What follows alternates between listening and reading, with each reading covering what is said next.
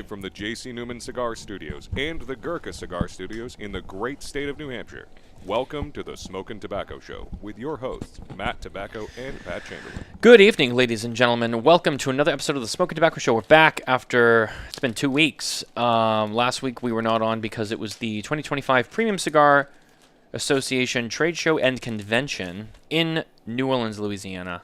And I was there along with Boy Wonder, Mr. Mitchell Santega, who, welcome back to the show. It's been a long time since the Canadian sensation, Boy Wonder, as he's known in these parts. Mitchell Santega, welcome back to the Smokin Tabacco Show. Oh, it's good to be back. As well as my regular full-time co-host, Mr. Patrick Chamberlain, attorney at law. And I am back from New Orleans. I got in very early yesterday morning. The fatigue is still with me. As many of you know, I was away while my daughter, who's in a full-blown body cast, was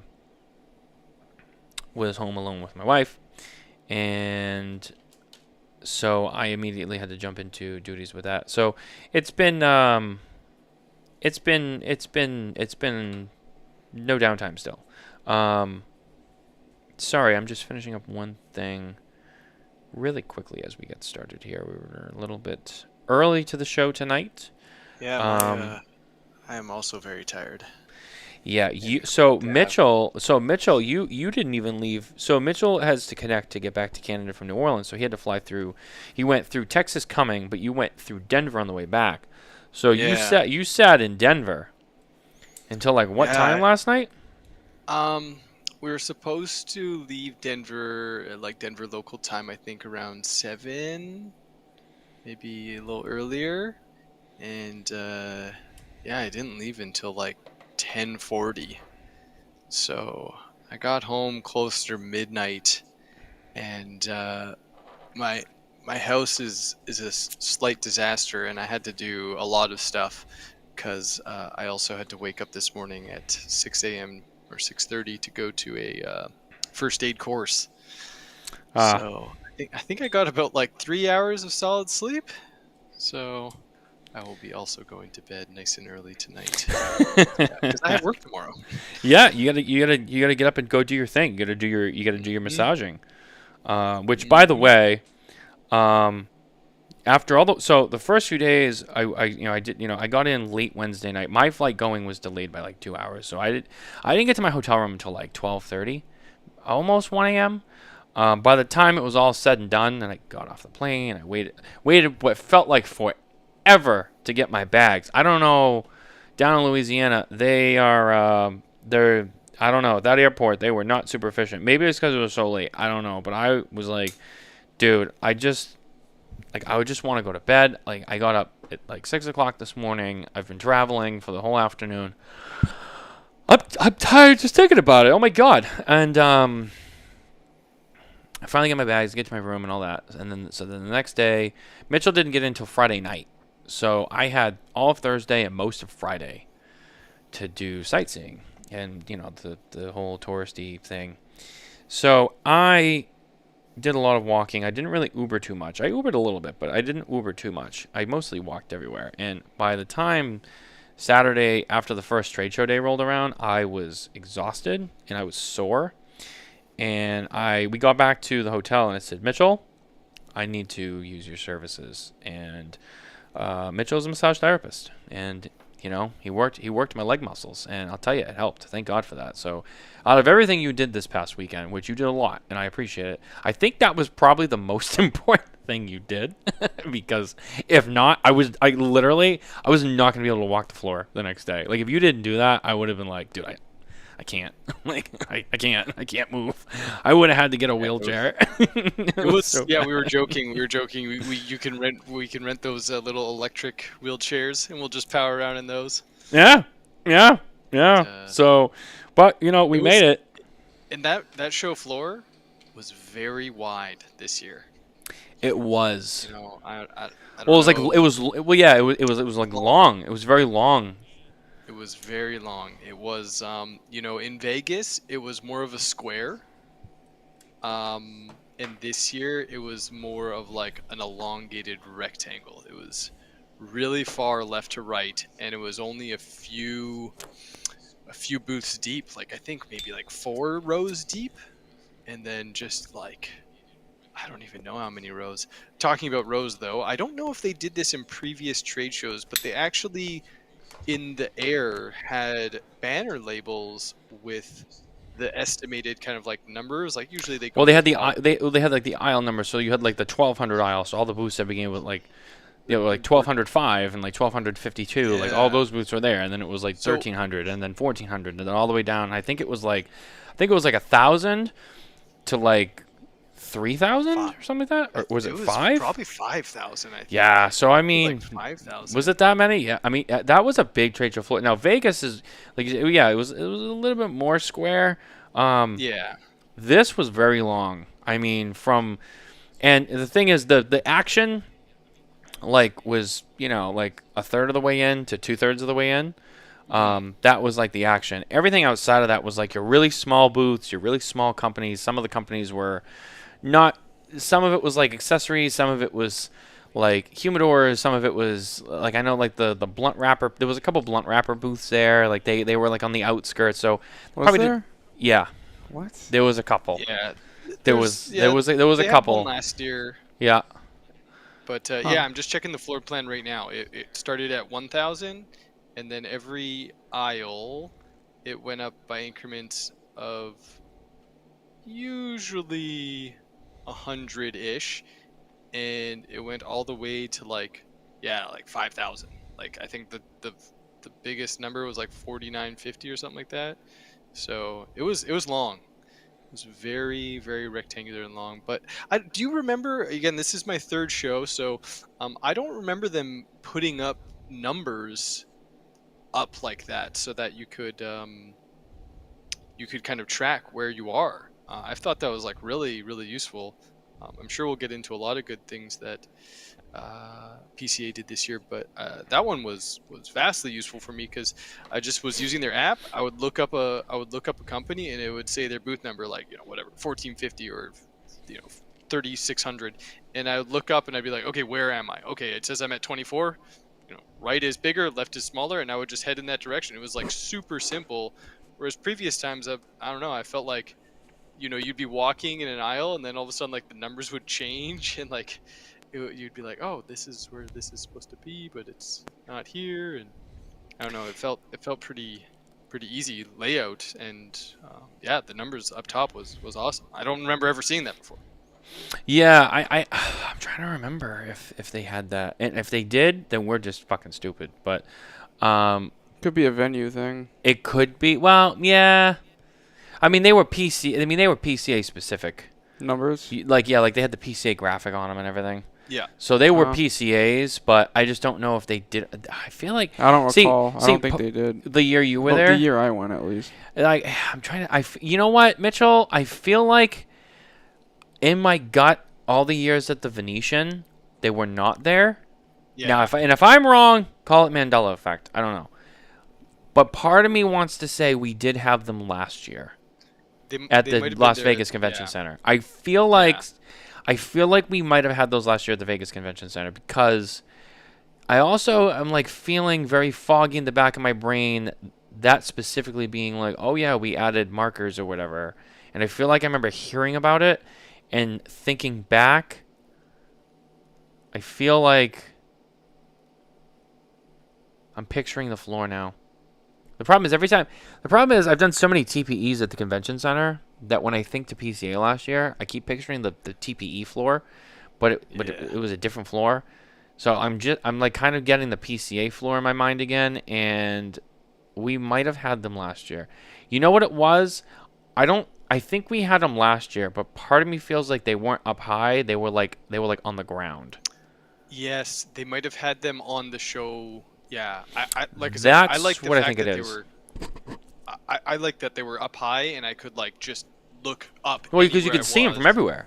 and You could can see look them, and be like, oh yeah, that aisle over there. It was Yeah. so easy. But hey, before we get too much into it, Mhm. what are you guys smoking? I'm so glad you asked. This is a great night to get into this. I'm as well as always. Our cigars are brought to you by the number 2guyscigars.com. That's right, the number 2guyscigars.com. Head over there today for an amazing selection of cigars and cigar accessories from brands you know and love, and maybe a few you've never heard of. Order a little bit of both only at the number 2guyscigars.com. I am smoking the new La Aurora Family Creed, which was unveiled and debuted at the 2025 PCA trade show. I have smoked one already. By force, my good friend Mr. William Morante of La Aurora forced me. He pushed me into the bathroom and locked me in a stall and said, "You better cut this and light this, or I'm gonna kill you right here." And I was like, "Oh shit, no witnesses." So I said, "All right, fine, I'll do it." God, Jesus Christ, and it was good. So he let me out, and I was free to go. But having said that, now that the trauma's over, I said I'm gonna have another one. So I joke, I kid. He was just getting back at you for what you did during the interview. Which I know. I made him will, hold up a Tom Brady New England Patriots jersey. The fact that I even have to make that differentiating is like mind-boggling. Because like he should have ended his career here, but I get it. Belichick fucked it up. But nonetheless, I made him hold up a Patriots Brady jersey in the interview and smile and admit that Tom Brady was the GOAT. And then he got back at me. So I saw him wearing at the end when he was breaking down the booth, he had on a Utah Jazz Karl Malone Hardwood Classics. Because Karl Malone was there, as he usually is. And I said, hey, just so you know, don't forget, he lost to Jordan twice in the finals, back to back. Just saying. So anyway, I have fun, but no, this cigar really is good from La Aurora. I can't recommend it enough. This is a great one. Patrick, I know you're not smoking, but Patrick, what do you smoke? You look like you get a little bit of Steve over there. Yeah, I have the new Red Meat Lovers Frentaga. Oh yes, that also came out. Yep. So the funny thing about Steve is the entire, and Mitchell, you were there with me, so.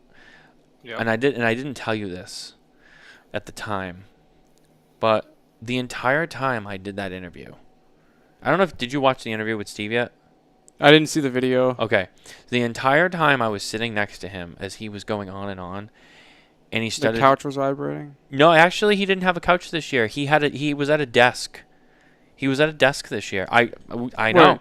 So Dave, I was gonna get a couch, but I left it in Nika last visit. So you've seen the booth, right? I mean, you remember his booth, yeah, right? it's like his brick wall vibe. It's a little bit longer. He actually made it a little bit longer. And then when you go to the back with the brick wall thing, on the left, Lafferty has a desk. Mm-hmm. And then on the right, he has a desk. And he was at the desk for the whole show, and we interviewed him like at the desk.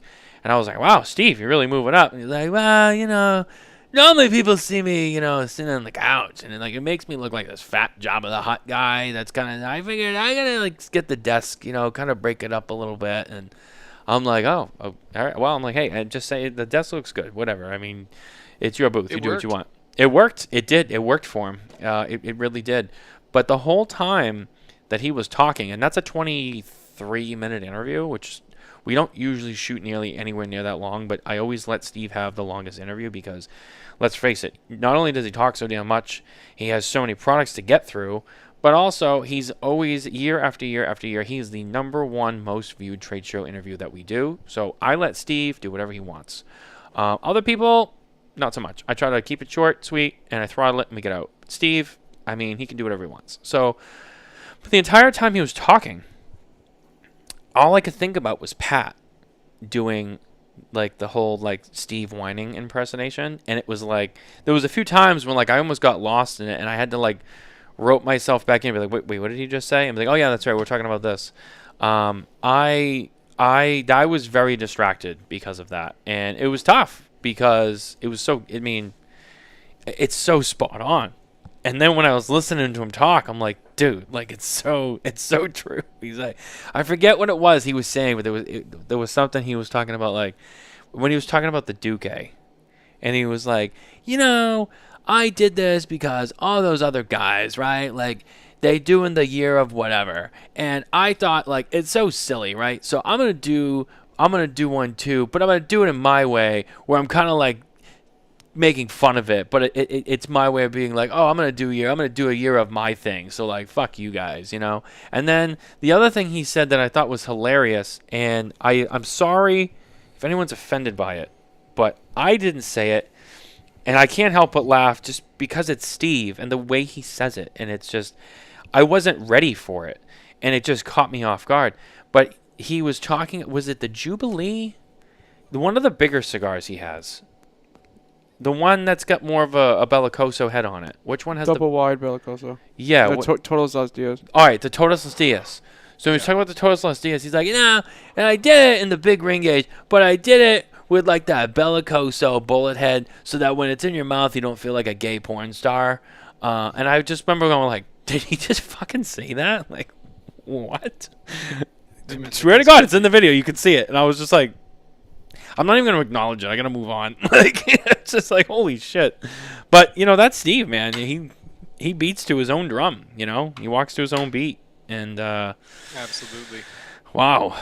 What an interview. We were in that booth for almost an hour. I don't spend more than half hour tops in a booth, and that's a booth that's busy. We were in that booth for almost an hour. And every year I always know like that booth's going to be wild. So not to go off on a whole tangent, but when Pat's smoking DTT, I'm like, there's a lot to unpack there. And there's still more to unpack with DTT, and I don't even think we can do it. We could do a whole show on the visit to DTT.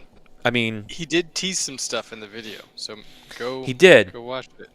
He did. So if you head to our YouTube channel, you can see all the videos are up now. The web stuff, which is a little bit more thorough, and it's got photos of all the products, and it's got all the bullet points like wrapper, binder, filler, pricing, production, availability. Those obviously take a little bit longer. I'm rolling those out. There's a handful of them out now. They take a little bit of time. I'm going to continue working on them after the show tonight. But Steve, I'm procrastinating Steve's, and the only reason is because I know it's going to take me forever. So I'm like, I want to get a bunch of others done first, so I can feel like I got more done before I settle down and do a long one. But I will do it, I promise, because I need to. But anyway, other than that, cutting and lighting our cigars tonight, as always, and we had a lot to talk about with them too. Our friends at SC Dupont, that's right, Shake Up the Legacy, featuring the new Monogram collection. I have the line 2. Pat has the Biggie lighter as well as the cigar rest cutter, and I have the OG cigar rest cutter, which it looks like I have another couple of dings on it, which this thing's getting some mileage. I've had this for 5 years though. Right here. SC Dupont, Shake Up the Legacy. SC Dupont also had a big show. They introduced the Fender collection with Fender guitars, the Superman collection with DC Comics. They had the Havana Nights collection, which was pretty cool. They also they introduced I want to say they reintroduced the Line 1. And when I spoke to Les Mann, he told me it was something that they did because they wanted to have an appeal to people with smaller hands. Now, the Line 2, I mean, it's not like it's that big of a lighter anyway, but they wanted something just a little bit smaller and a little bit more square for the smaller-handed people. So that's coming out too. But the biggest thing, the Pièce de Resistance, was the Fuente Dupont collaboration that was finally unveiled. This is a project that I heard whisperings in the wind about quite some time ago, but it was officially unveiled at the show. That whole unveiling is on film, and that's on our channel as well. You can watch that, as well as there was a ST Dupont collaboration with Drew Estate with Liga Privada and Aniversario, which was also on display at both Dupont had both those collections, and then Drew and Fuente respectively had their collaborations on display as well. The Liga one is a black Liga 10 humidor, and inside there is the cutter that looks just like this one, but it has the Liga 10 logo with the lion on the blade, and then it's actually my personal Line 2, which is not with me. The one that looks like this, it's got the black on it with the diamond head on the lid, with the logo on it as well. Now, one thing I want to clarify, because I got a lot of questions on this. They were displayed with Liga Privada 10 Aniversario cigars in them. They do not come with cigars. They come empty. It's just the humidor and then the cutter and the lighter. And I want to say, Mitchell, that was what, $3,600 for that whole set? I think. Yeah, I Or don't, I something don't like that. remember fully the MSRP here, but The Fuente items have not, the prices have not been released, and I was told that they would be available later. There was some stuff because it's not shipping until around November, and I think that my assumption is they're waiting on the tariff thing because it's so far away from launch that they can't commit to a price right now, because I mean it could change dramatically so many times between now and then. So pricing will be available later. What I will tell you is I expect it to be even more money than the average Dupont product. There will be line 2s, Legrands, Biggies, Cigars, cutters.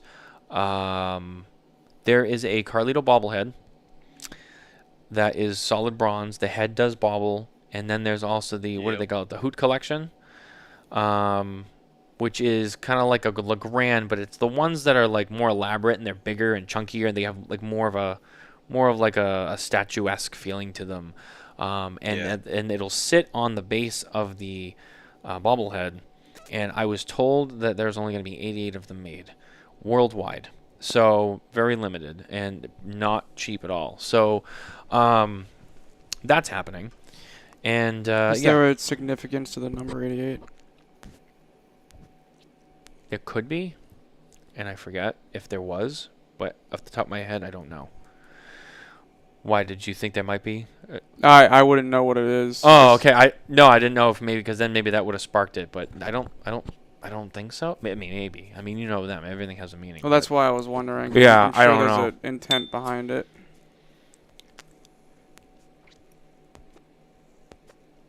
Sorry. I was talking too much and my cigar went out. So yeah, that covers ST DuPont, since, you know, now we're here doing that. Live from the J.C. Newman Cigar Studios. Sorry about that. Wrong button. So yeah, I mean, there was a lot to see. And, you know, you go booth to booth and everyone says, "Oh, what's the coolest thing you've seen?" And I'm like, doing this for several years now. You know, your first year, like, everything's cool, because, you know, it's like, oh my god, I'm here, and like I get to see everything. But you kind of get used to it after a while. I mean, I did what, 5 PCAs, 4 TPs. I mean, that was like my 9th trade show in the cigar business. It gets to a point where it's kind of all the same, you know, and you go into every booth, like, here's our new cigar, and here's a limited edition wrapper binder filler, 2,000 boxes, you know, $20, ship it in June. That's cool. There's some brands that I personally like, and I'm like, oh, that would be cool. I want to try that because I like that brand. Some other ones that I'm like, all right, I'm neither here nor there. So, whatever, new, you know. And then, you know, God forbid I mention anything accessory-wise, and people are like, oh, that's boring. And I'm like, to be honest with you, the accessory stuff arguably gets more traffic than anything else. And every time I tell people that, because they're like, because someone asked me and I said, oh, honestly, like some of the Dupont stuff, the LA Blue stuff, and they're like, oh, that's boring. And I'm like, well, as much as you say that, the reality is, and you can ask the other media guys too, they'll, like Coop, Charlie Minato, I'm sure even the Dojo guys, you talk about accessories, and the accessories arguably get more traffic on our websites than anything else. And the reason is because I think the average consumer looks at a cigar and they say, oh, there's a new cigar coming out. That's cool. I'll try it. And they don't really give it much thought, because it's like, well, it's a new cigar. I know I'm going to go and I'm going to buy it. I'm going to smoke it. I'm going to like it, or I'm not. And they're going to move on. But it's the accessory stuff, because that's the stuff that's kind of like, you buy it and like you got to commit to using it. And there's a little bit more to it. And especially when you get to like the luxury ones like LA Blue, ST DuPont, it's kind of like, oh, like it's pricey, and like there's like crazy stuff that they do sometimes, and like people want to see it. Even like the regular stuff, like from Quality Importers and Vsol and, you know, Vertical Lotus, you know, they're like regular cutters and lighters too. People are very intrigued by it, and I mean the proof is in the numbers. So I mean, when I tell people that, they're always like, what? And I'm like, I'm telling you what our numbers say. I mean, I'm sorry, but that's what our numbers say. So, It is what it is. But no, but it's the God honest truth. It's the God honest truth. And but I mean, having said all that, and Mitchell, I'm going to let you follow up with this with your own take. I made a prediction article, and I'm going to have a follow-up later on when all the other coverage is done. But my prediction article, I listed 5 cigars that I thought were going to be the biggest and hottest of the show. And I can't remember all of them off the top of my head, but I want to say it was the 10th Jubilee, the My Father Blue, the Romeo 150. I have to look it up now, because if I don't, then... You put the Rocky. Did I put the right? Well? Yeah. Oh, you remember? All right, yeah. So Rocky 30th. Now, Yeah. I've Perdomo Legacy, Rocky and 30, Perdomo yeah. Legacy and Perdomo Legacy. That's right. Those are the And My 5. Father Blue. So I've smoked the Perdomo Legacy Connecticut, and it's fantastic. It's and I've also smoked the My Father Blue. Now, I'm gonna pause because I think out of everything on that list, those are the only 2 I've smoked. Now. I will say, in regards to those 2 cigars, both of those cigars are interesting because not only are they from some big brands, and they're obviously popular releases because they're from companies that don't always have such a big release all the time, but they're also releases that are special because they both represent a change of direction for both of those brands in multiple ways. So, with the My Father Blue, it's the first cigar to come out of the new My Father Honduras factory, and it has the new Honduran tobacco in the binder and filler. Concurrently, Perdomo's new Legacy uses the Nicaraguan shade-grown tobacco, which is new for Perdomo, and creates a very different profile than what Perdomos normally like. And I will tell you, both of them exceeded my expectations. They were delicious. I liked them both very much. They're both... It's so early. It's so early, but they are both like heavy favorites so far. And I have a lot of stuff. They are 2 favorites going into Cigar of the Year. For number 1, number 2, I mean, like they're for like really high on the list. I don't really know. It's hard to say. There's a lot of cigars to be smoked, but out of everything I smoked from the show, those 2 are at the top so far. Both of them are different than their normal profiles from their respective brands, but what I will tell you is, as much as they're different, they still at their core have the soul of the brand. So, for example, My Father Blue, not as peppery as you would expect, not as spicy, but there's a lot of other nuances in the body and the taste and the flavor that you're like, this is still a My Father cigar. Same with Perdomo. Perdomo actually, on the other hand, the Perdomo Legacy, and I only had the Connecticut, I haven't had the other 2 yet, but the Perdomo Legacy Connecticut that I smoked had a lot more pepper and spice than Perdomo usually has. And it was like, wow. But it also still felt and smoked like a Perdomo underneath that at its core. So I thought that both were executed well. And when you talk about a new cigar and you talk about a new product, a lot of times people put out something new and it's kind of like, it's different blend, but it's still kind of like, well, this, kind of blends in with everything else, and that's okay. But these 2 cigars I thought were exceptional because they were something that the company went in a different direction with, and it was different. It was a different flavor. It was a different taste. It was just a different experience, but at the same time, it didn't lose the identity of the brand that it represented, and I think that alone is a major win, on top of the fact that they were both excellent construction and quality, the way they smoked, which, I mean, that has a lot of weight to it too. I mean, overall, those are probably so far my 2 front runners coming out of the show. In third behind that, I'd say the Aging Room Concerto, the Aging Room Nicaragua Concerto. That one also was very good. I'd put that high on my list. Now, I didn't smoke the Romeo 150 yet. Nicole has smoked it. She thought it was great. I do have it. I'm going to smoke it. There's also a bunch of other stuff that, is kind of highly anticipated, really built up, that there's a lot to get through. But so far, some of these like more popular, the Rocky 30, I didn't smoke the 30 yet, but I have them. Did you smoke this yet?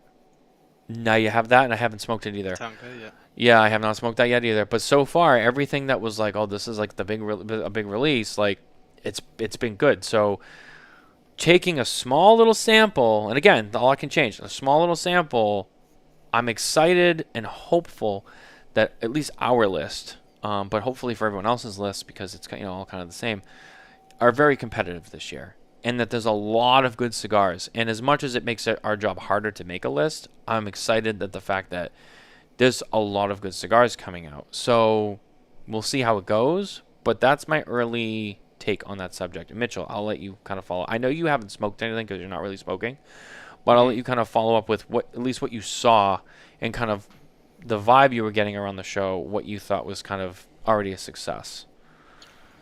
Yeah, all those cigars mentioned for sure. I think on the list for brands you had, just in general, there was a big revealing for Plasencia. It's funny. Someone mentioned that in the comments too. There was the Alma del Cielo, which is, was it close to heaven is what it translates to? Whenever, I guess, like you said, people say, oh, what was the kind of the coolest thing, or what was something that stands out? And, as media, or just as a person, there's kind of two things that usually differentiate. It's either the story of the cigar and what it represents, or something new within the tobacco itself. Those are the things, like, superficially, that kind of get you interested. Whether or not it's good or not, after that, whatever. I've had many cigars that you're just like, oh, this is just going to be like a regular cigar, and then you smoke it and you're like, oh my god, this was amazing. Kind of like, I don't know, for me, just like the re-release of a few years ago, the re-release of Giant Tobacco. Not like, it was like, yeah, cool, like re-release, and I think it was even like a $9 cigar or $10 cigar, and I smoked it and I was like, oh my god, like, this is so good. But yeah, so Cielo has a really cool story to it. I think it's like grown using tobacco grown in like really high altitudes, thus the heaven reference. As you mentioned, the My Father Blue, the tobacco story, expanding into Honduras, Perdomo, tobacco story for sure. And then again, like, the other three are anniversaries, right? It's the story of we've been here for so long.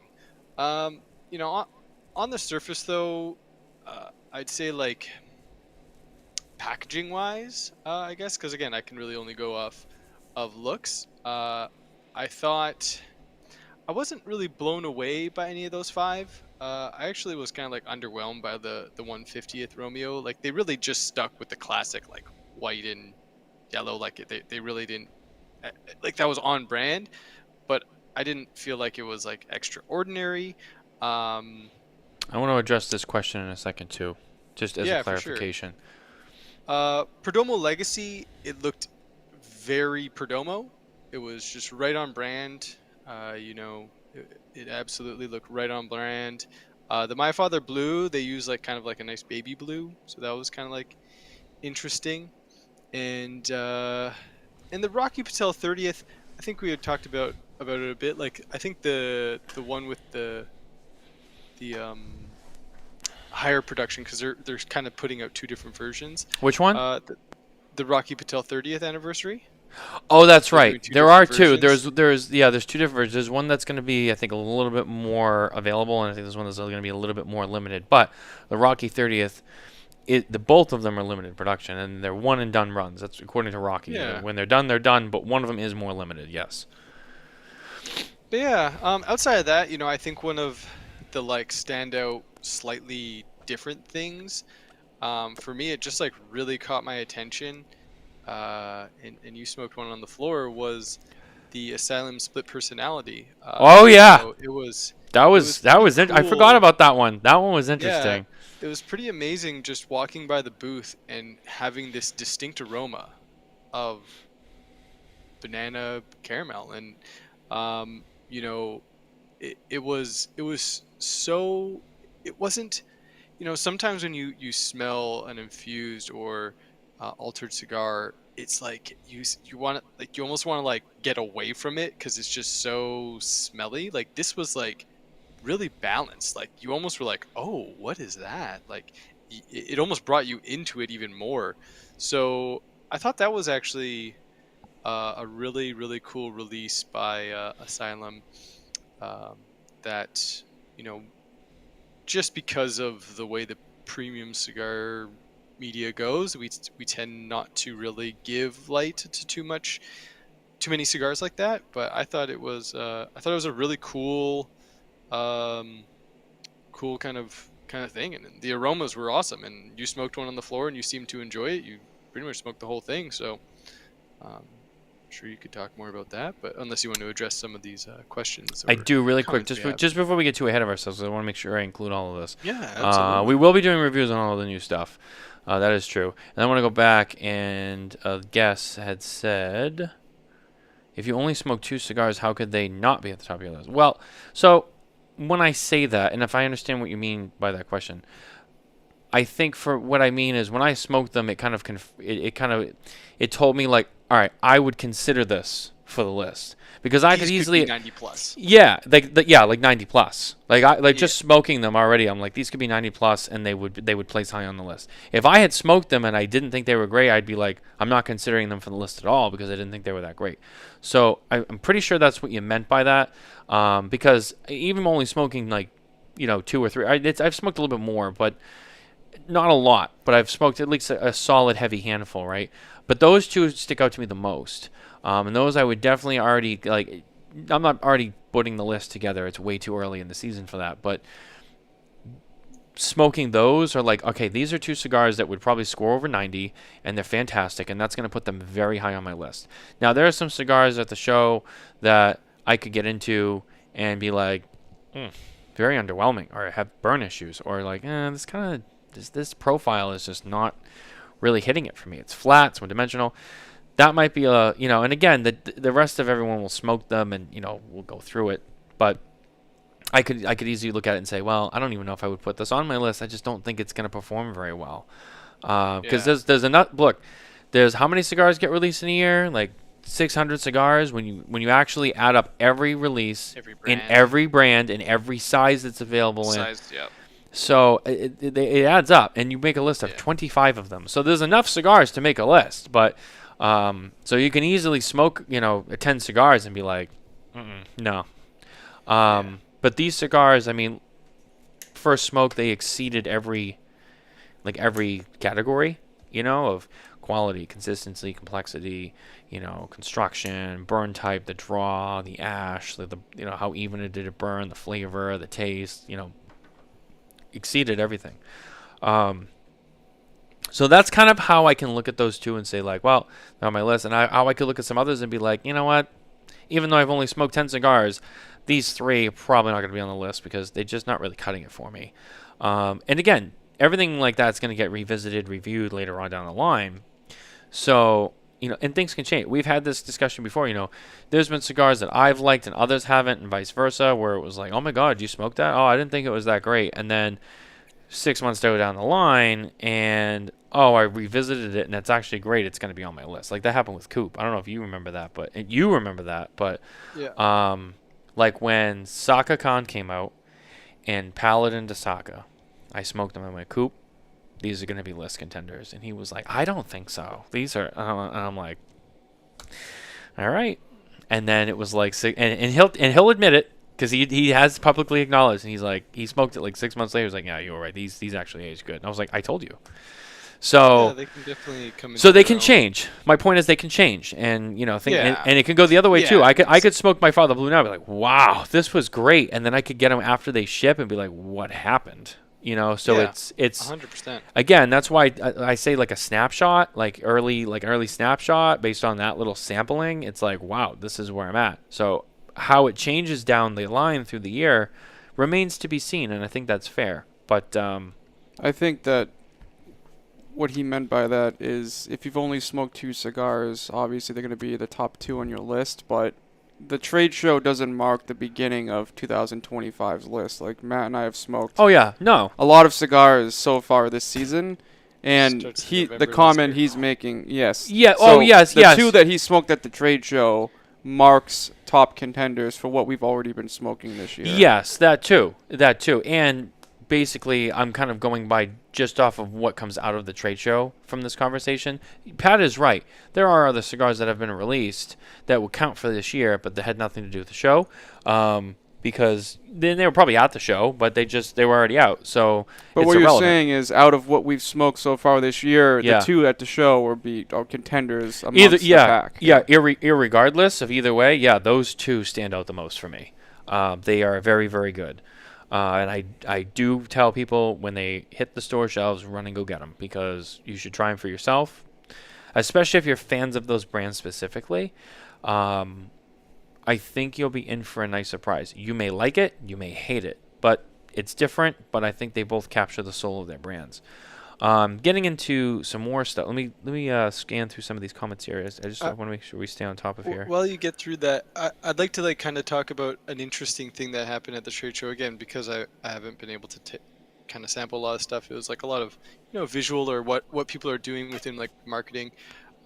Again, I didn't notice it as much in the previous years, but this year I felt like companies tried to do a bit more of this like trade show reveal idea. I Yes. did the Fender one. Four of those were Fuente. I mean, and Fuente wasn't the only one. I mean, Mirafel did one, Plasencia did one. Fuente had 4 different ones with 4 different manufacturers. Yeah.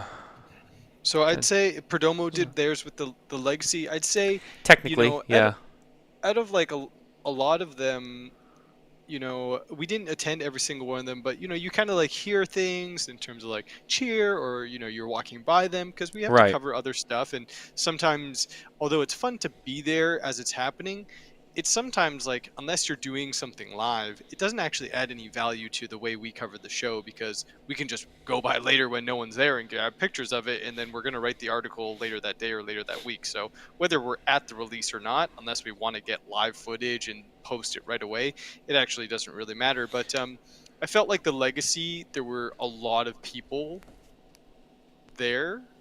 It was at like the very beginning of the show, which was cool. We weren't able to be there right away because we already had some other commitments. We so weren't, we but missed out.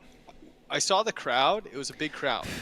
Their booth was full, and there was a lot of noise, and that was a really good release. I think people seemed really excited and really interested in that release for sure.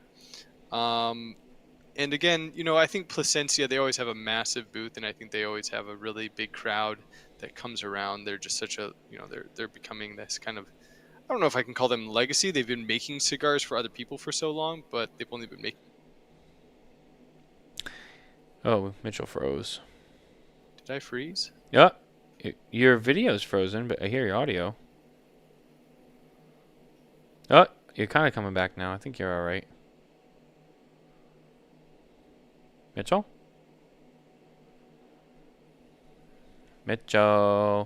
I'll pivot while he's fixing that off of the Legacy from being someone who wasn't there. Yeah. The packaging shocked me, because based on the conversation we had with Nicholas before the trade show, I thought the packaging would be so different than everything. Like more elaborate?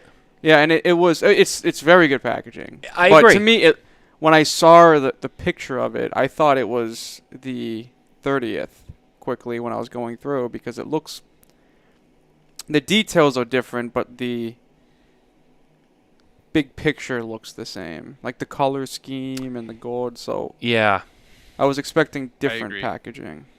I agree somewhat. In fairness, I didn't see it in person though, so again, I thought it looked great. And when Ralph Valdez was standing next to me, and I was like, "Wow, like it looks really good." He's like, "Right," and I'm like, "Yeah, it looks like $1 million." But having said that, I was expecting something a little bit more, like you said. I agree. Off of what was described, I thought it was going to be just a little bit more gold. Yeah, but not even just that. Just like, I think I was anticipating just less of like the classic like mahogany wood look to it, and like just more of that being covered, and more of that being either gold foil, or being like a different color or something like that. Like I don't know. It's just in my mind. I think I pictured something a little bit more elaborate. Excuse me. I think at the end of the day, I know. Sorry, Mitchell. Just one sec. Yeah. One last point I want to make was I think with Perdomo, like, they are very strict on trying not to be too flashy. Like, they make great cigars, but it's not who they are. Like, it's not in them to put out like a super high glossy finish box. Yeah, I'm actually content with what it does look like, because based on that conversation, like the impression I had in my head, because we were complimenting how consistent their shelves always look. Right. I was like, that's kind of what I'm thinking in my head's weird, because it's gonna stick out, and that's kind of against. I mean, the only box that sticks out really is like the champagnes, because it has like more of a prominent gourd. It doesn't have like the typical color scheme. So I just think the textures in the way that it looks, if you're looking at a shelf quickly, it looks just like the 30th from like a peripheral vision perspective. You know what I mean? Like maybe it's not fair for me to say, because I didn't see them side to side. So I strike that. No, it's still valid. I mean, you still saw what the box looked like. Yeah. I mean, you don't have to see it in person to know. And I thought the same thing. I was like, okay, maybe it was me. Maybe I built it up more in my head. But I was like, and I wasn't disappointed. I thought it was going to be crazier for some reason. But it was still very good. I mean, I'm sorry. I'm like, wow. I mean, it still looks great. I mean, the 30th and the Legacy are I would say, definitely more. Not that none of the packaging looks good, but the 30th and the Legacy are definitely more amped up than the rest of the lines. And I think they're a little bit more luxury forward for a cigar that's still under $20. Mm-hmm. So, again, not a fail at all. I mean, but I guess maybe it was us. Maybe we just built it up a little bit more in our own minds. But I did want to address a couple of comments right here. Before that, can Mitchell finish? Oh, yes, I'm he sorry. Was about to make yes. a foot. Yeah, Mitchell, go ahead. No, it's very similar to all what you're saying. I think with the idea that like a brand new tobacco that they've never used before, and B, Perdomo tends to do these anniversary,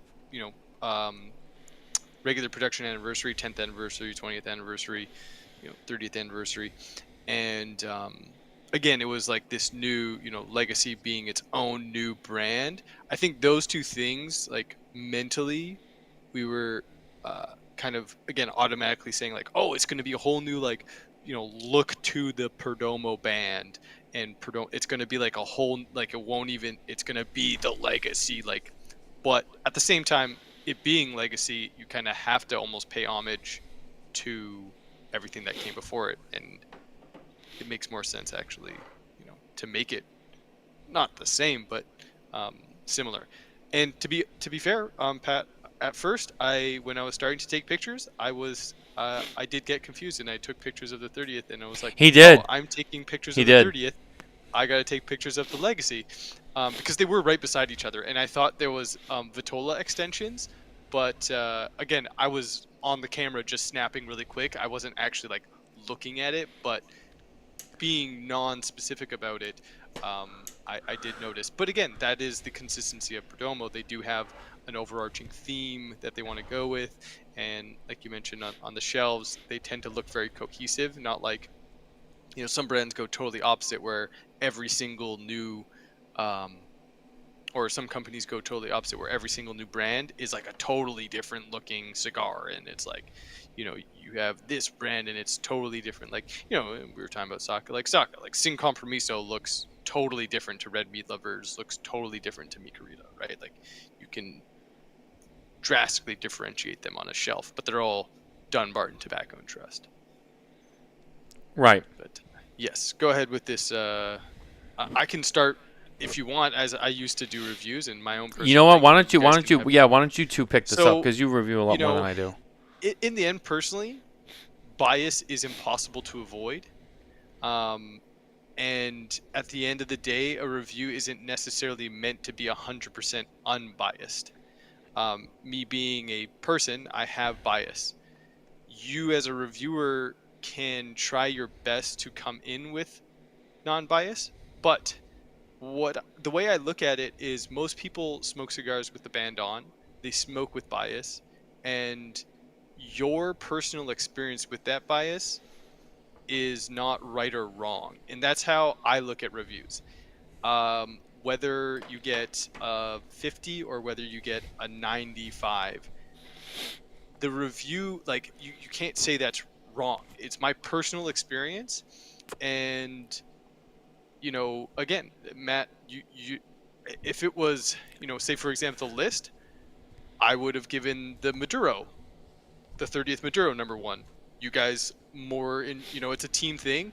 You guys more enjoyed the Sun Grown, and neither of us is right or wrong. At the end of the day, it's your list, and we each have our say, but we put it together as a team, and we all have our says. But it's your name on the website, so it's your list at the end of the day.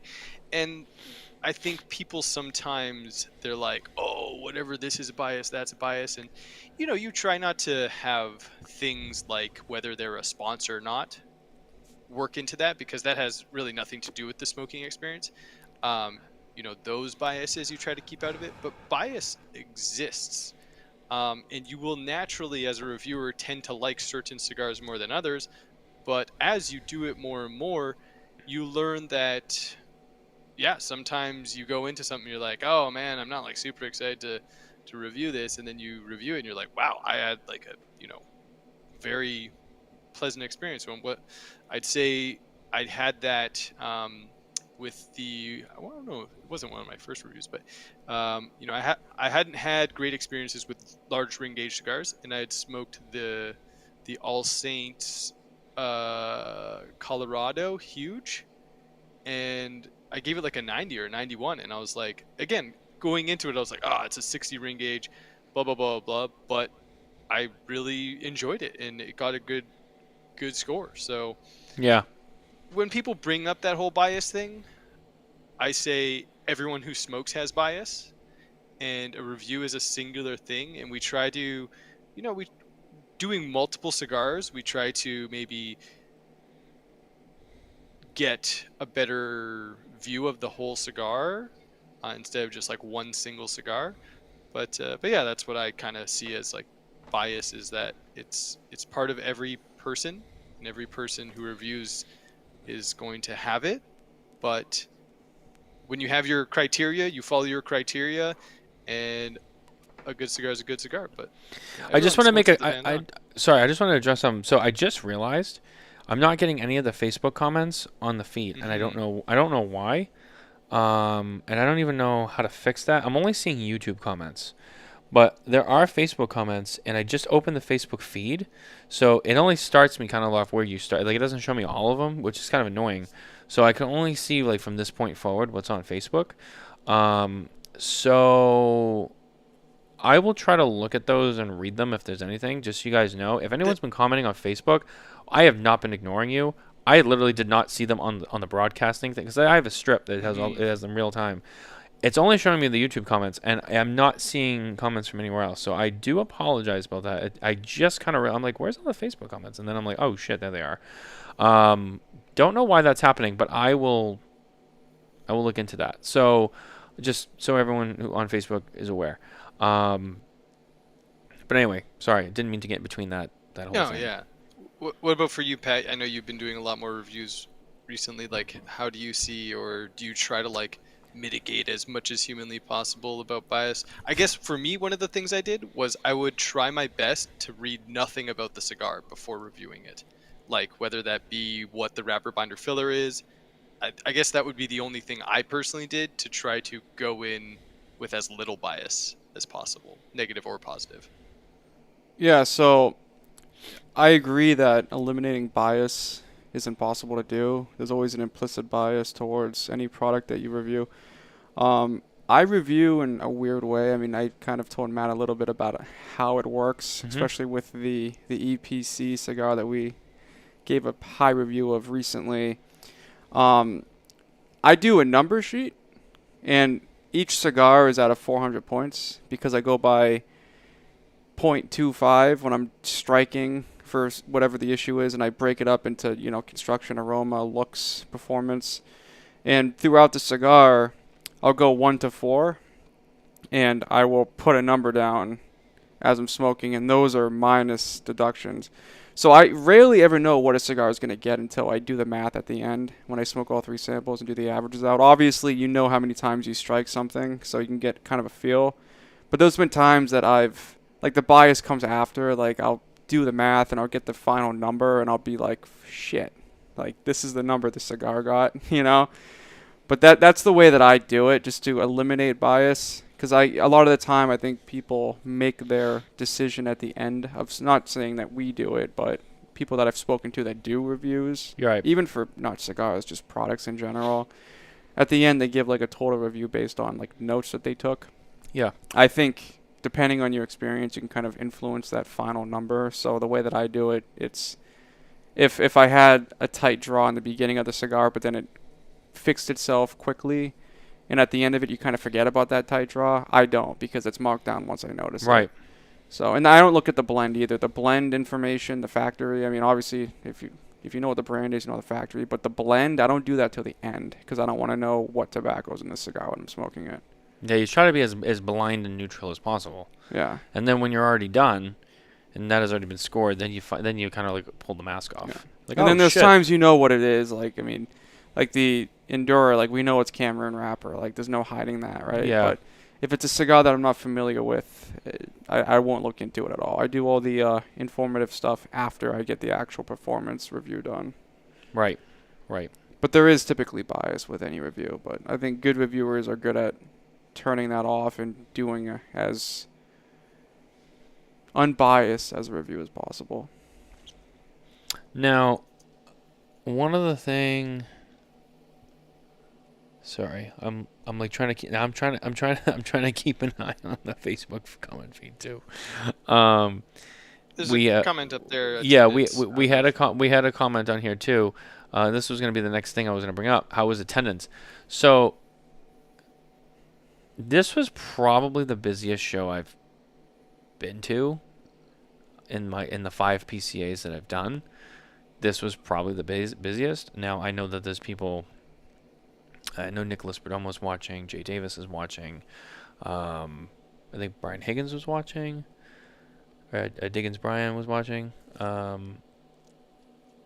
So I know there's people on here that have been doing this for a long time.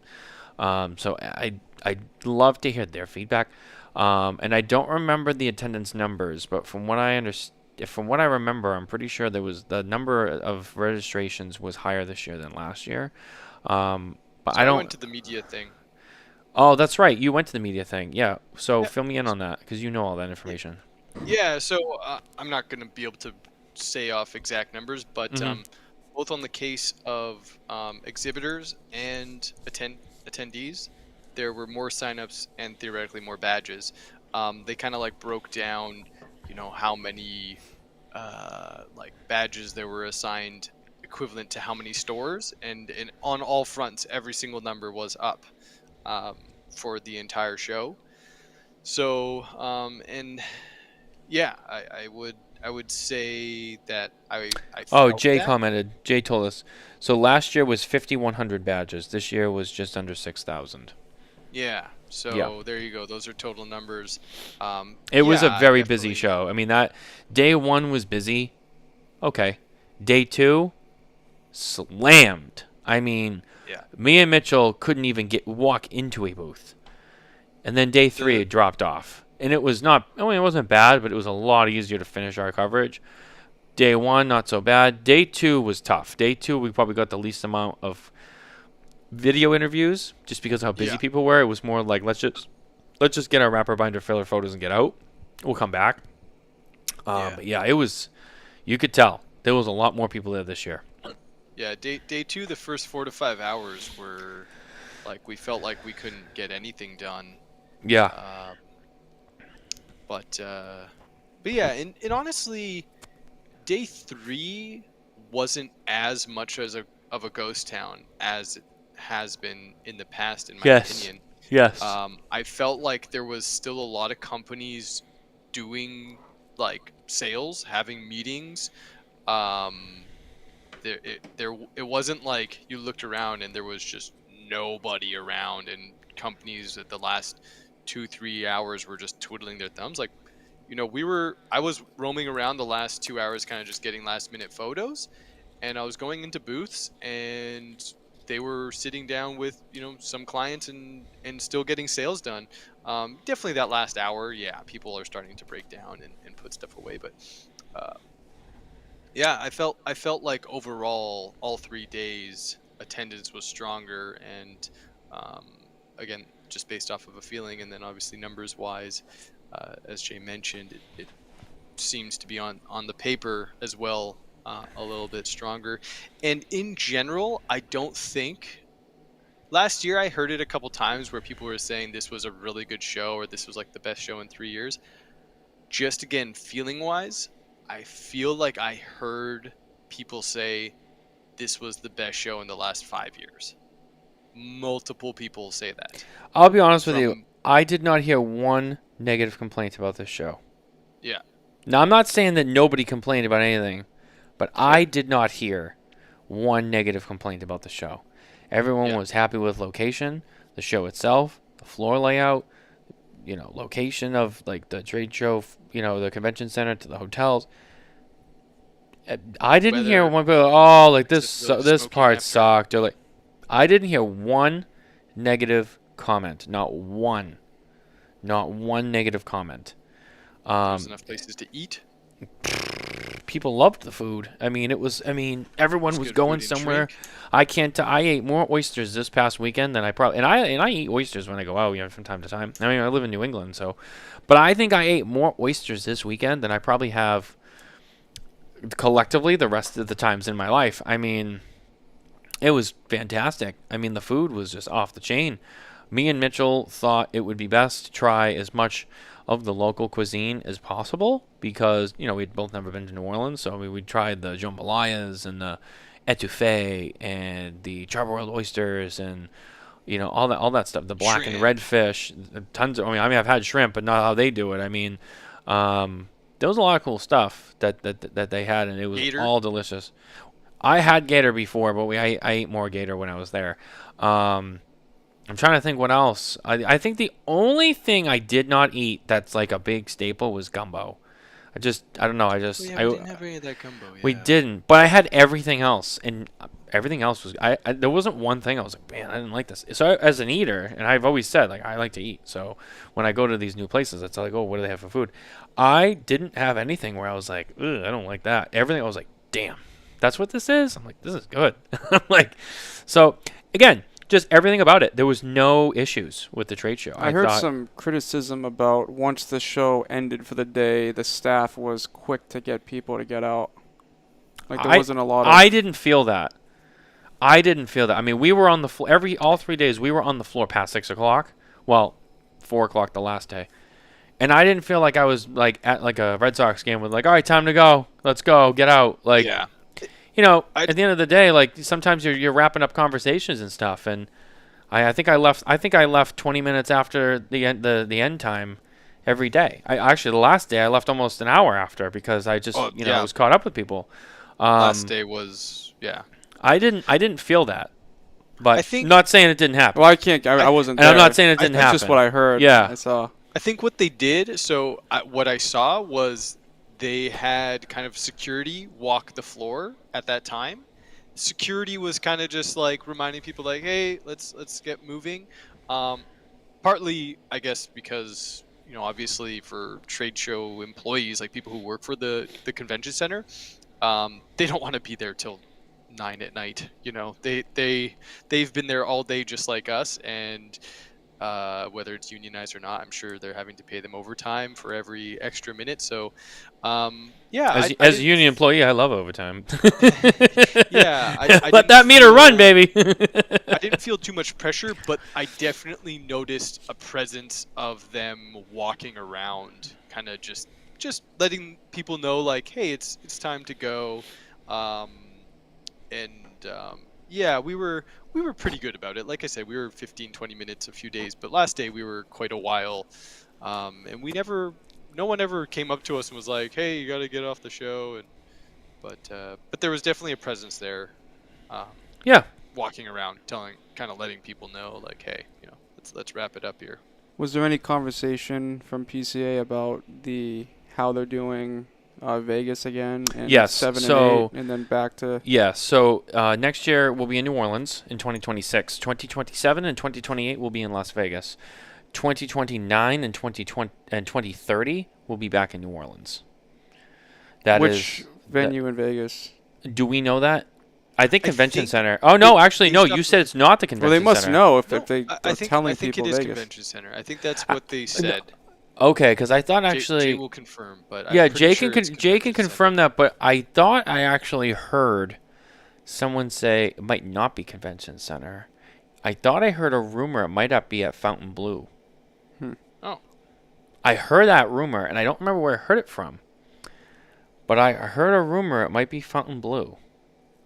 If not, more than likely, it's at the convention center. If that can be commented and Jay knows the answer, I'd like to hear. But if not, I get it. It's okay. And then I assume, obviously, New Orleans is going to be the same place. So I don't think there's really anywhere else to do it. So I think I do wonder if they're going to go to this consist. So here's the thing, from my perspective coming into it now. Okay, New Orleans goes off with a bang, highest attendees in a really long time, very positive feedback overall. Some nothing runs perfectly. There's little things like here and there. I'm sure people are gonna let them know, and that's how you improve. Now, here's the thing. New Orleans ran really, really well, but there were opportunities for it to run really terribly. The opening party being outside, rain, thunderstorms, way too high of winds, public disturbance. Who knows what could have happened to make that a horrible time. Although I didn't get to attend it, a lot of what I heard was the food was very good, especially compared to last year.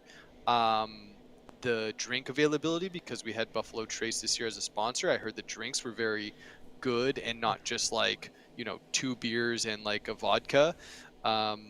So I heard a lot of people were very happy with the outdoor venue, but again, you take the risk of weather and a few things like that could have just made it awful and just started the trade show off terribly. So, the question is, do you keep doing it as an outdoor thing? Do you not? How do you keep that vibe going?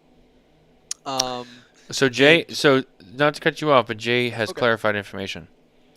So 26 will be New Orleans, 27, 28 will be Las Vegas Convention Center, 29 will be New Orleans, and actually 23 is undecided. Hotels in Vegas there are we going to go. be the Fontainebleau, the Westgate, Marriott, and Resorts World. There we go. Yeah. So that is So the clarification from Jay Davis. perfect. So it's does the PCA now move forward? Just go, okay, because I've heard manufacturers, they don't want this 2 years here, 2 years here, because the booths, right?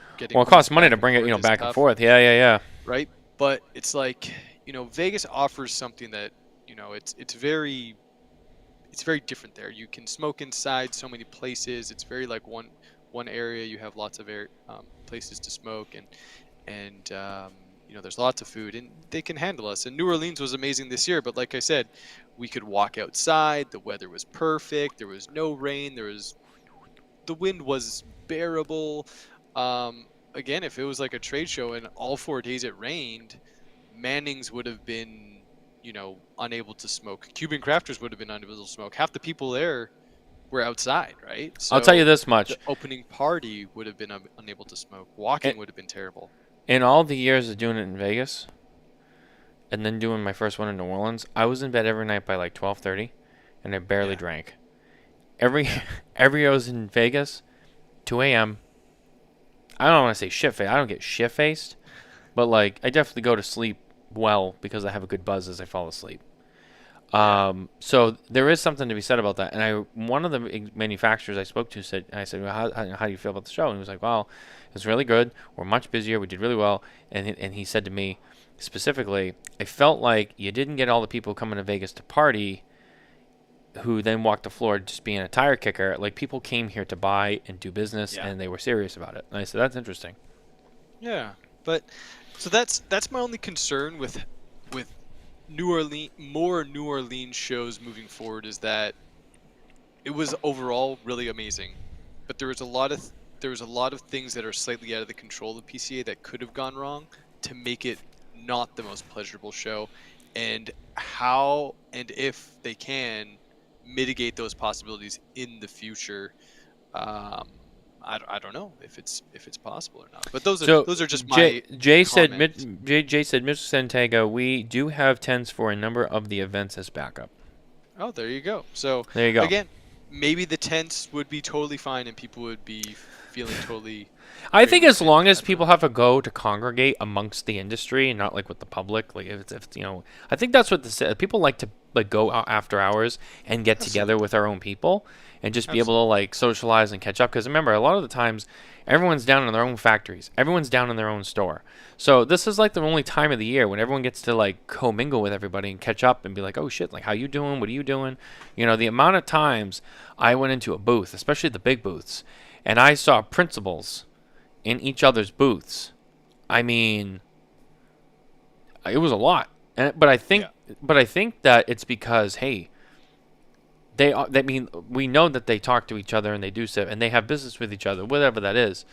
You know, I saw Lito Gomez in the Fuente booth with, you know, Chiro Casella. I saw Ernesto Perez Carrillo in several different booths. Plasencia. I saw him in, I can't even remember, a couple other booths. I think I saw him at the Selected booth talking to Nelson Alfonso. I mean, these guys are taking advantage of that time to be like, I want to go see my competitors / peers who maybe I still do business with, or my friends that I just want to be like, you know, hey, like, how are you doing? Like, how's it going? Or maybe they buy tobacco from each other or whatever. Whatever the reason is, or collaboration, whatever it is. You know, these guys, you know, they're in their own factories most of the time. So when they come to the trade show, it's like, I can go over there and talk to so-and-so and be like, hey, like, you know, remember we were talking about this? So I think it's good for them, too, because they talk to each other. So I think that's a huge piece of it, too. I saw Nicholas Perdomo walking around the trade show floor, going through some booths. But I think that's part of it. I think these guys, they want to see each other, too. So whether it's on the floor, off the floor. So, yeah, I mean, being able to give them the time to do that, I mean, obviously, it's important because they have business reasons, too. And when you don't have that, because, you know, when you're in the booth, you're busy. I saw more of that day 3 with those guys because I think they had a little more time. But so you still do rely on the after hours aspect of it. And then, of course, you know, there's still sales that happen off the trade show floor, you know, because maybe you can't get to every booth, but I'm going to see you at the bar tonight. We're going to sit down, have a couple of drinks, and oh, by the way, you know what? Pencil me in for 40 boxes of this and 20 boxes of this, and I'll take 10 of those. Sure, I'll fill in when I get to the booth tomorrow, and I'll send the boxes to your store. Great, done. That shit still happens. I mean, the amount of times I sold sponsorship at the bar after the show, you know, I mean, the business gets done. So people want those spaces too. I thought this year that the after-hour stuff was very good. It was executed well. I thought the venues were great. The only thing I'll say is Cuban Creations was a hot hopping place. Smaller shop, I think, and it was always jam-packed. There's really not much you can do about that, and I think it was great for them for business. But it just kind of became a little tight at times. Having Manning's, I think, was a huge win. Because if you didn't want to be part of that crowd that was just kind of like crammed, you could go to Manning's and there was still like a plenty of people there that you know and love, and I thought it was great. And to be fair with Cuban Creations, they did have that outdoor setup as well, which helped kind of like. Oh, they did, but even like, then, people were all in the. I mean, the street was closed down, so there was people in the street. It was nice, but still, it was just it was a lot. Still tight. Even with that, it was still tight. I absolutely agree. I don't know if. Do you have any criticisms, I guess, for the show for this year that you can think of, or things you would like to see in the future, whether they would work or not? Just like throwing out anything. I mean, if I'm gonna get like, I mean, at this point, it's just nitpicky. It's nitpicky because it's not like the fucking registration process was atrocious. No, like it's nothing like that. I mean. If I was to get nitpicky, Jay came through with us for my if I was to get nitpicky, and it's just, I didn't like how the third day was so early because I wanted to sleep in a little more because I was out. Yeah. So 8 a.m. on the floor, I was like, I hated that. It sucked, but. I know why they did it. They started early so they could close it early, so they had more time for breakdown. I know why they did it. But it gave us still the full time to be on the show floor and get. No, they did. Because they did. Like, to be fair, if it was I thought it was going to be a 10 to 4, but it was 8 to 4. Again, I'm not even mad. I'm not even mad about it. It's just I'm like, if I had to complain about something, yeah. It's the first thing that comes to mind. But I'm not even saying like Jay, like tell them to get rid of it. It's just like No, it was like like I wish I could have slept Personal. in, but like I mean that's my Yeah. problem. That's my problem, you know. For me, I think one year, every year you hear this, media got stopped from getting in early. That did not happen. We had No. great access. We were treated with lots of respect this year. We didn't have many issues. Manufacturers, I almost felt like manufacturers actually were slightly more even open to interviews this year, even with it being very busy. Yeah. We did get a few people who we don't always get. Like we got Rocky, and Well, we I don't always get Rocky. I usually get Rocky. Yeah, but Yeah. there's people like it's not all the time. He's a busy guy, like you said. He's visiting other people's booths. He's people want to talk to him. Now, I don't know if it would work, but again, there's always I'd mentioned before that we had the fourth day, which was a half day. That Mhm. used to be absolutely dead. Then they cut it down. Now the third day feels like a bit more of that, even though this year it was still busy. There's always ideas of like how do we keep the vibes up for that third day? Is it worth it? At the media thing, at the media meeting, someone had mentioned possibly doing like a closing out party, and I agree with that. if that would help keep retention instead of people being like third day I'm flying out at 2, if that would keep people for that third day just to even be on the floor and wander around and maybe talk to a few extra people and just keep that attendance up and that vibe up, if there was some sort of closing party on that third day and then it's like, oh, I'd like to stay for that and then I'll fly out the next morning, right? Or like, whatever the case is, like maybe it's just a live band that comes in, or it's a food thing like they do, just like an open, someone sponsors it and it's an open party. I don't know what would be best. I think Josh had mentioned like doing fireworks. Something like that as well. I Interesting. don't know if that's legal in some places. I know. Well, if you have it professionally hired, Yeah. it is fine. So that was an idea thrown around, and I think This it is the could United work. States. This is in Canada, okay?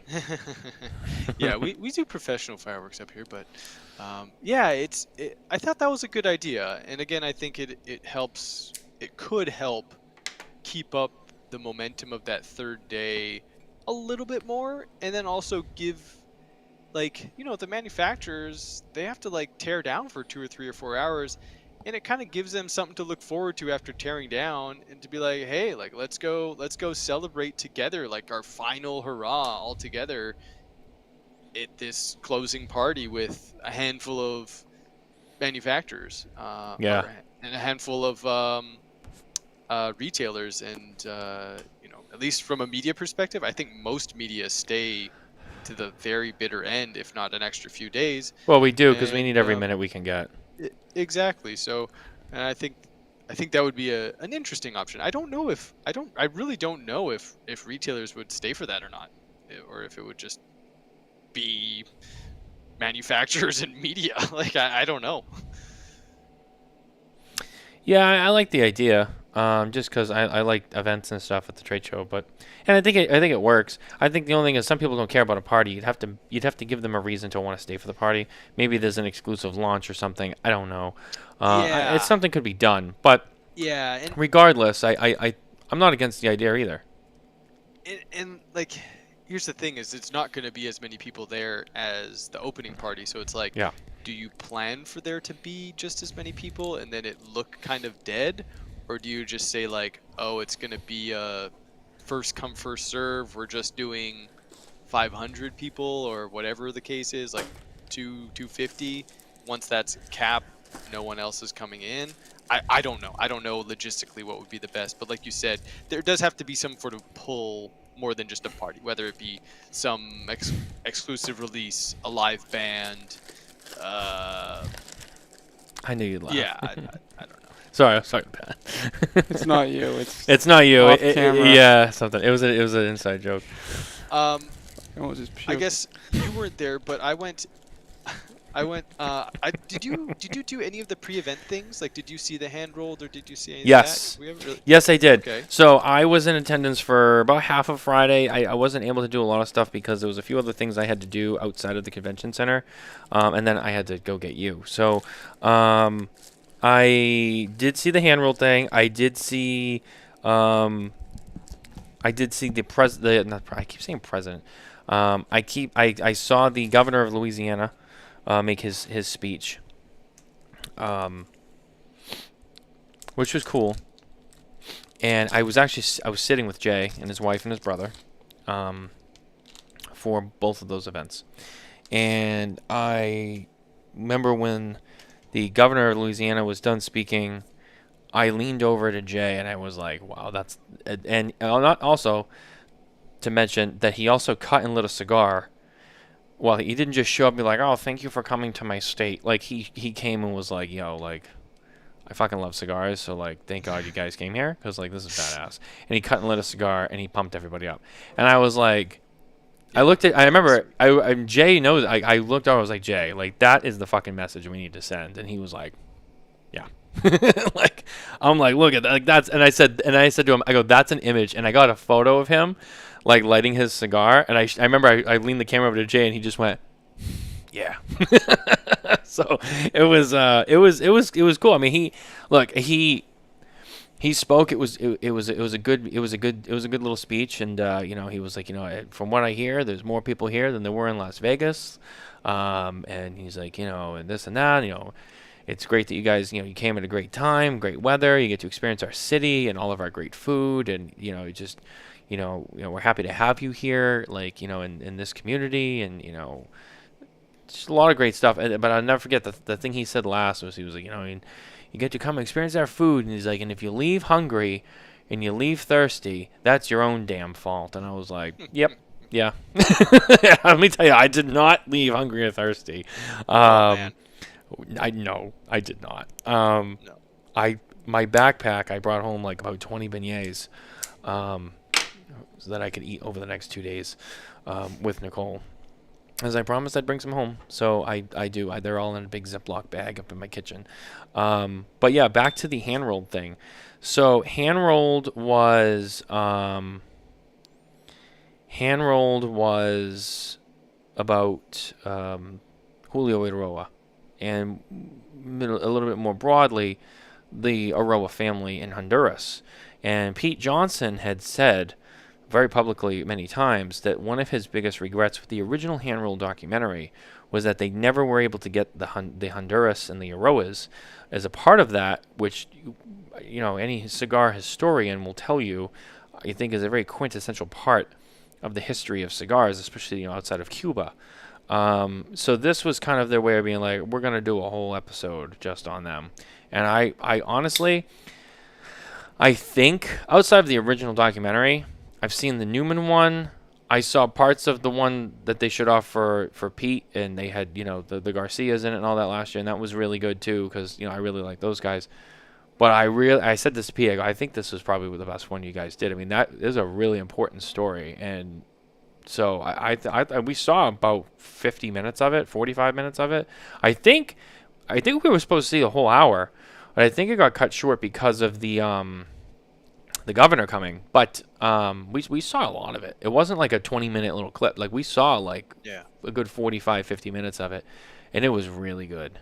It was really good. So I'm excited to see the whole thing, because obviously I didn't see the end of it, but that was really, really good. Awesome. In terms of other PCA, I ended up going to the United Gold Star Comedy Night, and that was in conjunction with the retailer awards. I think there was there. I thought it was really quick. good. I want to answer this question since we were on that topic. The question was, has last year's hand roll been released yet on My Father and Pete Johnson? No, it has not.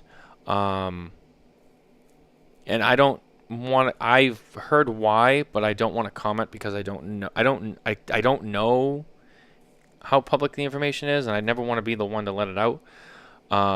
but I know I will tell you it's because they are working on some avenues for how it's going to be distributed. That's all I'm going to say. So, and that's a rumor that I heard. I don't know if it's set in stone, but I heard it's because maybe there could be more to come with it. So that's all I know. But no, it is not out yet. But anyway, Mitchell, go ahead. There you go. Yeah, and I thought it was pretty good. They had some manufacturers come up. They each got to tell like 2 punchline jokes, and then through just like crowd cheer, they voted who was like the best. And yeah, it was fun. You know, stand-up's really hard, and they had a professional stand-up comedian kind of host it. Like he was kind of the host. Technically, Oliver semi-hosted it, but in terms of when the comedy was happening, it was what's his name? He's the guy from Dave at Two Guys. Sometimes has him on the show. Do you remember his name? Tony Matt? V. Tony V. Yeah, Tony V. So Tony V was up there. You know, Tony V's pretty funny, and yeah. So you know, like I said, stand-up comedy is pretty hard for the best of people, and I thought everyone did a good job, and everyone seemed like they were having a good time, and it got a few people out. I've never been to any of those like those retailer award things, but definitely after the comedy, there was a handful of people who left, me included. I was pretty tired. I think I had just came back and I had pretty much gone to bed right after that. So, but yeah, that was a fun event. It was different. It was cool. They had some like pretzels and popcorn and a few drinks. Now, the only thing I'll say is, sorry, I wanted to add on to this. I didn't go to this myself, so I can't comment on this because I had to go back to the room and work on some stuff. So Mitchell went by himself, so I can't add to that. And Mitchell, and I think the entire Coop Coalition, because I was with them at the time, didn't go to the opening party. So we can't really comment on that event either because none of us were there. Now, so I can't comment on if they had a nacho station this year. I know that was a hot topic with some of the media, who shall remain nameless, from last year's show. I don't know because none of us were there. At the time of that party, I was with the Coop team. It was kind of the only time we had to get together as friends and spend some time together. And I was flying in. And you were in a plane, so I had just landed. we were not there. But I heard it was good, but I don't know the specifics of it. So I just remembered that when you said the pretzels and popcorn, I'm like, oh, that's right. What kind of food they have at the opening party? We don't know. From the base, from what I heard, people said the food was really good for the opening party. So yeah, again, New Orleans, you know. Oh, I guess you know, something to complain about. Not really PCA's fault or anything. But you know, but we always got to complain, right? That's part of our job. The 3 days I was there, I attempted to go to this at lunch. You know, they had different options, and there was a cheesesteak place there. And man, that was probably one of the worst run lunch booths ever.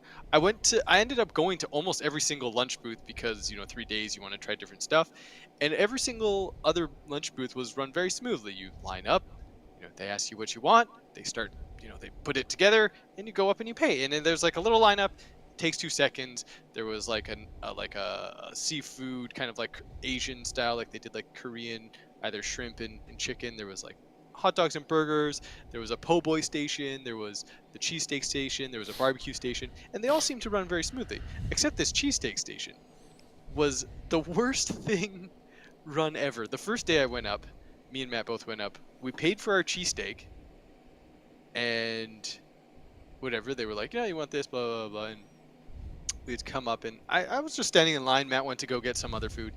And I noticed a few people come up, and they were kind of like talking to them, and they're like, when's my thing coming out? When's my thing coming out? And there was no meat on the grill at all. They were, and they were just like kind of like packing things here and there. And whatever, this other guy, he's just like livid. He's just like, man, I've been here for like 35 minutes. And I was like, oh, there's only like 4 people here. Like, what's taking so long? I come to find out they had taken an order of like 30 cheesesteaks, and people coming up to buy, they weren't telling people like, oh, just so you know, we have to fulfill 30 cheesesteaks and it's going to be like 45 minutes to get your cheesesteak. They were just taking people's money without telling us that. So like a bunch of us started asking for refunds and then went away. Now, and that was just partly their fault. They should have just told us about that. Yeah. Now, the other time I went up, the second day I was like, yeah, it's too busy. And then the third day I went up, and it was still like terribly run. I like went up, and again there was like 2 people there. There was almost no one in the line, and they were barely grilling the steak. And I had gone up, and the person's like, "Oh, do you want to pay?" And I was like, "Well, yeah, like I want to order and pay for a cheesesteak." And she was like, "Oh, yeah, I guess so." I was like, "What?" And then like 2 other people came up, and they were like, they like the people behind were just like communicating. They had no idea what was going on. They're like, that person paid, that person didn't pay, and they were like, it still took like 10 or 15 minutes to get my cheesesteak. There was no one in front of me. I was the only person there that ordered a cheesesteak, and it still took 15 minutes to get this thing. And there was steak made. It was just. I was like, wow. And it's obviously it's convention food. It wasn't that great. So that was my only. Yeah, slightly- lunch is supposed to be very express for us on the floor because we Yeah. only have so much time, and that wasted a little bit of time. And I kind of was Oh. like, I'm done with this, and I had to move on quickly because it was no good. But Yeah, I've never seen something run so terribly. I do want to. We do have one segment we have to do before we wrap up the show, and just in a bit of transparency, it was just brought to my attention that even though we're all plugged in and everything here, for some reason, my computer is not charging, and It's gonna die soon? I'm on 6%, and I don't know Oh. why, because it's been plugged in this whole time for over 2 hours. So I'm not sure what that's all about.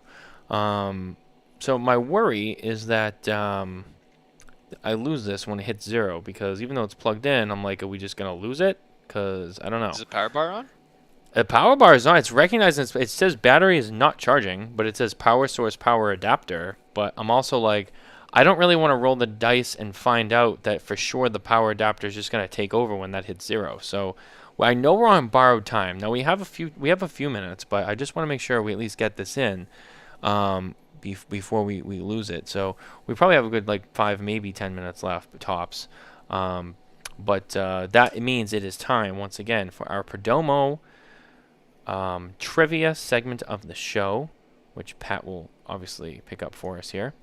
And Perdomo cigars featuring the new, well, actually, it's not the new anymore, featuring I guess now the new is the Legacy, but I haven't rewritten the ad yet for the Legacy, so I'm going to go with the old one for now. But featuring the 2024 Cigar of the Year, Perdomo 30th Anniversary Sun-Grown Epicure. Perdomo cigars stand for quality, tradition, and excellence.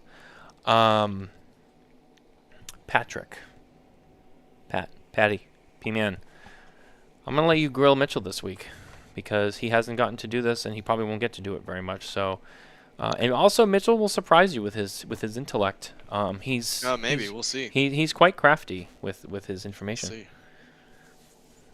All right, let's go for a little. I'm not going to do a theme this time. I'm just going to go. Do kind of an easy one if you're a history buff. Ooh, I don't know. What year did the Titanic sink? Oh, dude, I have no idea. Oh, I know this one. Titanic? I know exactly when it was. Titanic? Ooh. If you don't get it, I know the answer. No, I don't. 1943? I don't know. I'll even give you the date. It was April 11th, 1912. Yes. Wow. It was Yeah, I one would day. have It no was idea. one. It was right around the same time that Fenway Park opened. Because it opened in 1912, and I remember because being around Fenway and the Red Sox my whole life, because of my dad. I know that on the tour, they tell you like, oh, we opened in 1912, but the opening of Fenway Park was kind of clouded because with its fanfare, because it was also right after the Titanic sunk and everyone was focused on that. It was April 11th, 1912. Yeah, American history things. He only You cares about probably- Canada. I was gonna say, yeah. I mean, Honestly, you could even ask me like Canadian history things. Like you could ask me like the when dull was history Canada of founded? Canada. I actually have no idea when Canada was founded. 1908. What's the next one? yeah, so the questions I had were American history as a joke, but we won't do that. We can try. We can try. You never know. All right, well, we'll go for one more. See how it goes. Good. What city was the first capital of the United States? Oh, I'll give you a hint. The food that you were talking about is local to the city. I know the answer, and I knew it before you said that, but I was like, ooh, is he gonna get this? And I think you already gave it away. I did. And there's a reason why. Philadelphia? Yeah. Yes. Well, that's where they signed the Declaration of Independence, and that's where like they were like, no, Oh, we're our own nation. We, that's when it was like, screw England. We're on our own. yeah. Yeah. There you go. All right. How much of Earth's total water is salt water? Ooh, that's a good question. It's a It very is high lot- number. It's a very high Yeah. number. I know that. I want No to shit. but it's like crazy high. It's like 90% or I was something gonna like say that. 80 or 90% at least. 85 maybe. It's in the 90s. It's above 90. Is it 93? It's more than that. Is really 95? 95? A little more. 97. 97. Yeah. There you Yeah, I go. figured it had to be 90 plus. I mean, most You of know. the world is water, and most of that water is salt water, so it's not too hard to figure out. But yeah, okay, that was good. Mitchell, you're 0 for 3. You didn't get it. Well, the Philadelphia one, that was like a handicap. That was like, we're going to give you this Yeah, one. he told me the cheesesteak. If I he wouldn't have didn't gotten- I say would- anything about the sandwiches, you never would have got that. 0. Never. I would Yeah. have said New York or something. That's because you're Canadian. You don't know. How am I supposed to know? Well, go to school. Did they not teach you that up there in Canada? No, they don't teach us American history. They only Isn't teach us Canada about the one time we burned down the White House. Isn't Canada a state now? I'm just kidding. That's I mean, that's gonna get people going. I don't know about. I'm joking. It's a joke. We're laughing. I mean, I don't care, but I don't want to hurt Yeah, Mitchell's feelings. do you guys learn about the time that Britain and Canada burned down your White House? We do, and that's why we won't let it happen again. So It's good.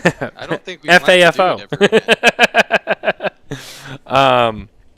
But no, that was good. So that was our Perdomo segment, brought to you by Perdomo Cigars. Fantastic. So yeah, in closing, like I said, I just want to make sure I got that before we went too far. In closing, sorry about that. But yeah, in closing, it was a good show. Lot of releases.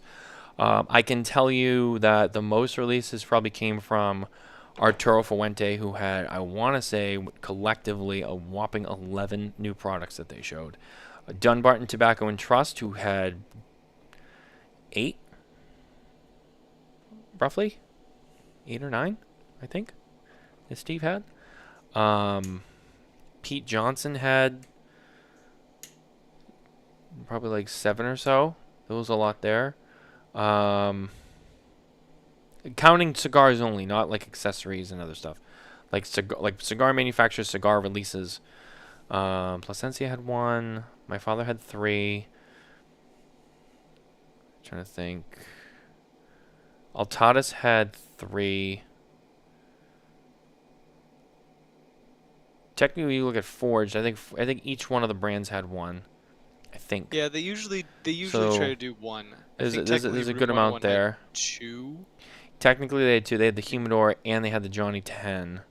Yeah, and then Diesel had quite a few actually on their Yeah, own. Diesel had a handful. I think they La had, Gloria like, 4. Cubana had the one they did with EP Carrillo. Well, Casa Carrillo now. Partagas had 1. Yeah, they all had at least 1. I think Alec Bradley had 1. They all had at least 1.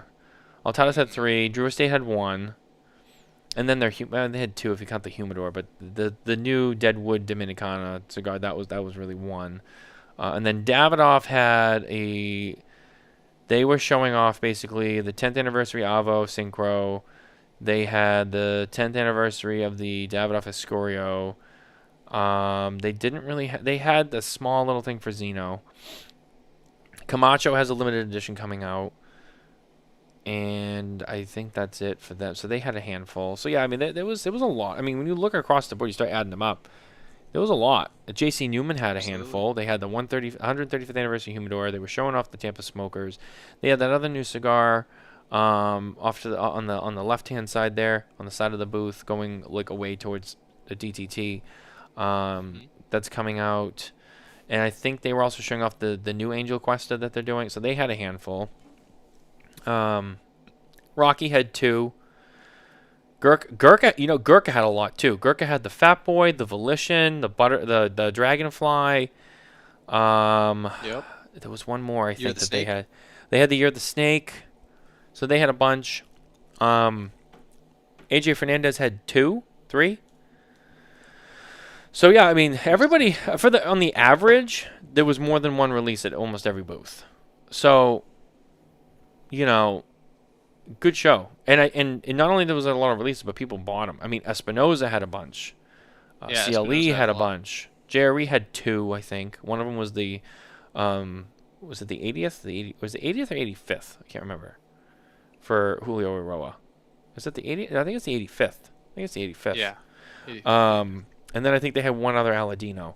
I have to go back in the notes, but yeah, I mean, like everybody on the average, it was 2 or more releases. I would say the average per booth was 2 or more releases. So busy show, a lot of new products, a lot to see, a lot to talk about. Unfortunately, we can't cover all of it right now, but over the course of the year, we will. I mean, you'll see reviews will come out, and we're like I said on the written stuff, we'll have written articles for every booth, so that we visited, which was a majority of them. So we'll get it out. But yeah, busy show. I think this was probably the most successful show I've been to. I want to say it's probably the most successful show that the PCA has had under the PCA name. Probably for sure. I mean, technically the organization is, it goes back to RTDA way back in the day. But I would say in the recent memory, in the PCA days, this was probably the most successful show. I don't think that I really heard any serious complaints about it. So congratulations to everyone at the Premium Cigar Association, Josh Abersky, Lisa Cox, all the members of the board, everyone who was involved. I think they put on a successful show. They should be very proud of themselves. I think the retailers came out. They spent money. Absolutely. And manufacturers made money. I think everybody won. I think everybody won. Nobody made a scene on the floor and packed up after day one and left their trash in their booth. So yeah, it's a win in my book. That show was a win. It was a long week, but it was a win. Absolutely. So hats off to everybody there. To all the manufacturers that we saw, retailers, and all of our friends in the industry. It was great to see you. Congrats on the success and good luck this year. And we'll see you next year in New Orleans. It's going to be a great time. So that's it. I think that's it for our post-game show. Guys, thank you for both being here. I appreciate you. Thank you. It's fun being on the show again. Yeah, Mitchell, it's great to see you. I'm glad we got to spend some time together, and I'm glad you were able to get on the show, and it's always great to hear your insights. So thank you for being here, and that's our show. And I will see you guys, Pat and I will see you guys next week. So good night.